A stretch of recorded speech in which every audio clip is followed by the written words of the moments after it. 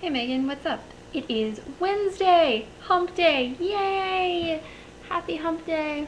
Oh, I just pulled sign language out for you. Um, Sorry I haven't vlogged in a while. It's been a busy week. A busy couple of weeks, actually. Um, Everything just comes crashing down at once. And I'm sure you know how that goes. Speaking of which, I saw your Facebook status, and don't you dare give up on school.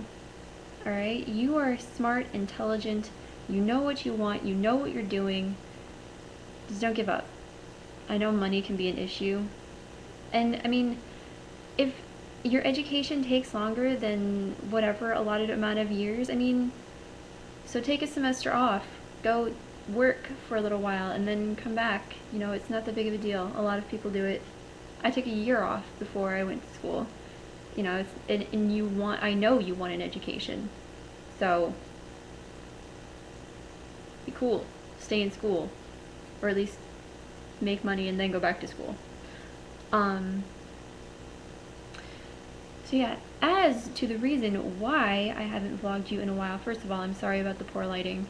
I really don't feel like wasting my electricity, especially since it's so beautiful after snowing this morning.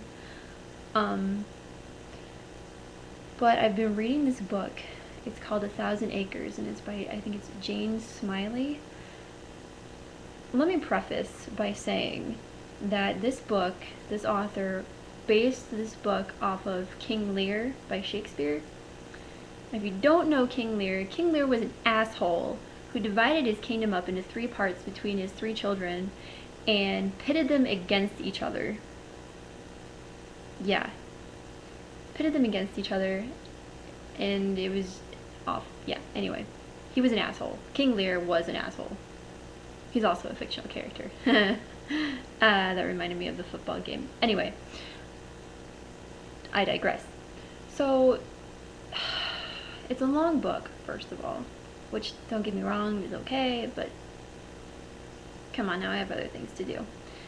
And second of all, the main character is pissing me off to no end, and it's just a depressing book because you think things couldn't get worse, and then they get worse.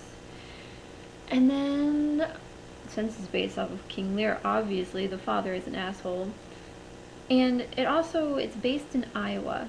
It's based in small town Iowa, rural Iowa, actually, and centers around like the Mason City area, and we all love Mason City. But I mean, it's based in small town Iowa, and you know, it's kind of giving women in Iowa kind of a bad rep in this book. It's just like, oh, we're all innocent, naive, we don't know what we're doing, women who listen and to everything a man tells us to do, and all we want to do is stay on the farm and cook and clean and bear children. Which, by the way, ironically, the main character is, well, she can't bear kids. She cannot have children. She's had like 5 miscarriages, and her sisters had cancer, and her mom died of cancer, I think. Yeah, I think her mom died of cancer, and then the neighbor lady died of cancer, so all these women are having problems. So not only are we innocent, ignorant, naive, but we also have major health issues. And it's annoying, and it's annoying to read, and it's annoying because you and I both know, you and I are severely independent and do what we want when we want, we know what we want. And this book is just like, why? Wake up. Why is this such an issue? Because the girl got married at 19, and don't you say a word because I have no room to talk, I know this. But I learned my lesson and I didn't, and now I'm in school. Ha ha ha ha ha. She got married at 19, she didn't want anything from her life. She didn't want to go to school, which I did. So there I have that.